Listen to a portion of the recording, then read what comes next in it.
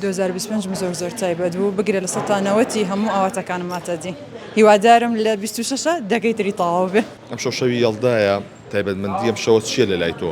سڵاو لێوەش بە بەخێر بن شەوێکی زۆر تایبەتە وەکۆ بینی هەموو جلی ئاڵواڵا لە بەرەکە یعنی یادەکە زۆر بۆ تایبەت ئەکرێتەوە پێشما بێ ئیم شەو فەرقەیە لەگەڵ شەوەکانی کە ئاڵەن شەوگار درێژترە بێت کۆمەڵە چالاکی ئەکرێت خێزانەکان ئەچنە دەرەوە دڵیان خۆشەوێ بۆ شەوە تر هەر بۆ شێوازێ.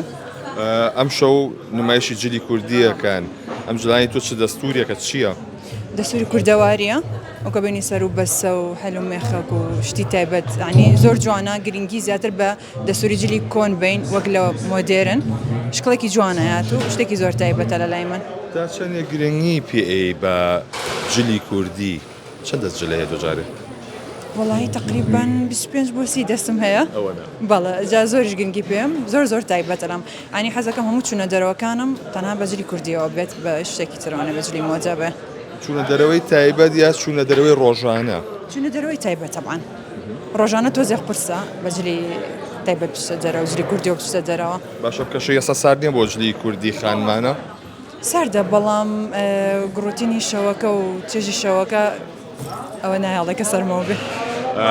ساڵی نوێژ نزیکە پلانە چێوە ساڵی نوێ؟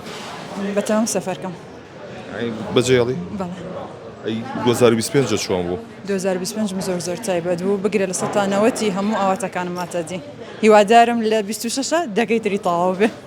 شانسە هێتۆ لەوەیانە ئەگەر دیارریەکە پێ بەخشن بۆ ساڵی نوێ ئەو دیارریە ئەتەوێت چی بێت؟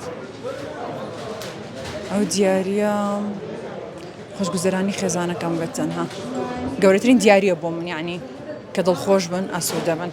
من مەبەسمە بوو کە شتێکە بەنەدەست شتێکم بەنەدەست سەفەرێکە بۆ ئەوروپا. ئەم سەفەرانە بۆ شوێ بەتەمای؟ ئەم سەفەران بۆ دووبەیە.